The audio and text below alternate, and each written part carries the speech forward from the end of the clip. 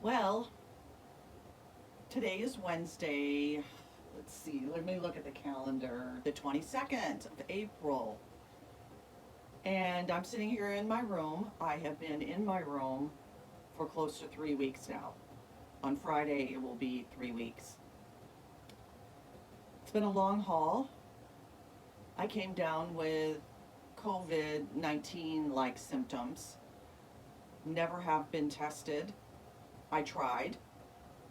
I contacted my doctor and asked to be tested, but he said only the severe patients that are needing to be hospitalized can get tested. So I just had to wait it out.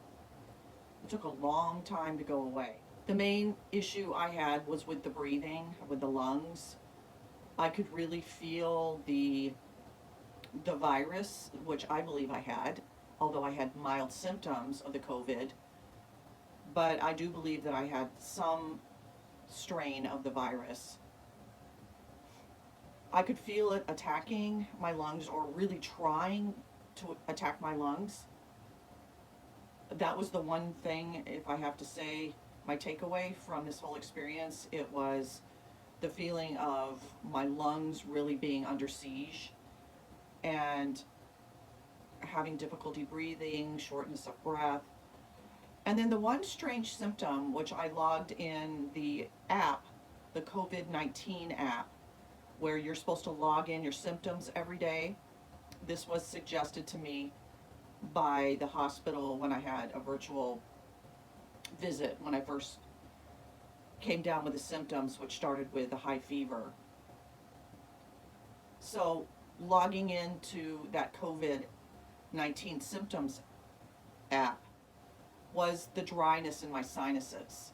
I had a lot of just feeling as if, and I can use the analogy like a forest fire had just come through my nostril cavities and my sinuses, and it was very arid, and there wasn't just even the slightest drop of mucus or moisture in my nasal passages in my nose. Now, that might not seem like it would be that bad, but trust me, that feeling was just awful.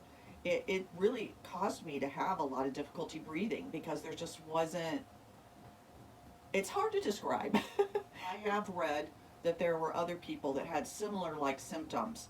And I've also read that the COVID 19 virus attacks the nerve endings in not having any sense of smell. Um, yeah, no sense of smell at all. And again, that arid feeling in my nose really contributed to that lack of sense of smell. I'm slowly getting it back. Thankfully, I have read that some people have permanent damage. Um, I'm slowly getting my sense of smell back. My lungs don't feel under attack anymore. I'm able to breathe pretty normal.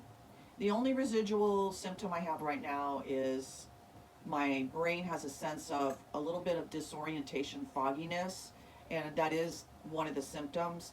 And I don't know if that's because I'm still having oxygen blood levels. I'm still having maybe difficulty with that, and so that causes the disorientation in my mind and in my brain. So anyway, I am so thankful. By the grace of God, I survived. I never had anything other than mild symptoms, but even those were very concerning. I can't imagine having severe symptoms, what it would be like. But I'll tell you, I do know that this virus is all about attacking the lungs. Its mission is to attack the lungs. So, it's been a long haul. I so appreciate everyone that supported me. Um, all the concerns, all the prayers, all the encouraging words have really meant a lot. And I'm thankful to my son for his concern. Every day he texted me and asked me how I was doing. I'm thankful to my friend Kamal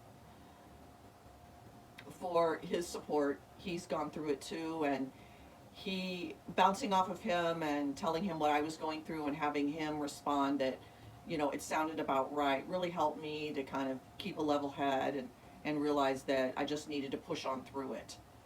So those supports just mean so much. And then, last but not least, I really appreciate my husband, Perry Buck, for being there for me, for making all the meals, for walking the dogs,